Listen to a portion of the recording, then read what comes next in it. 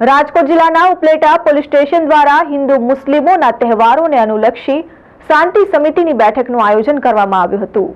રાજકોટ જિલ્લાના ઉપલેટા શહેરમાં વર્ષોથી હિન્દુ તેમજ મુસ્લિમ સમાજના લોકો દરેક તહેવાર હળીમળીને હર્ષોલ્લાસ સાથે ઉજવે છે। જેમ કે દીપાવલી હોય કે ઈદ હોય કે પછી નવરાત્રી હોય, આ તમામ તહેવારોમાં બંને સમાજના લોકો સાથ સહકાર આપી ઉજવણી કરે છે।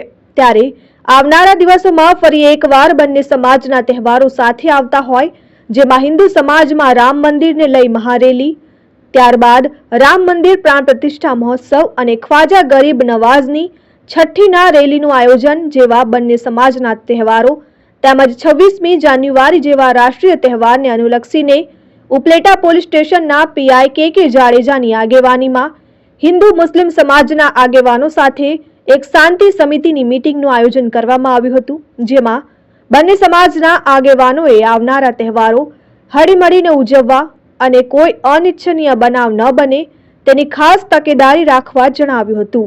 વિપુલ ધામેચા, આરએન ન્યૂઝ, ઉપલેટા।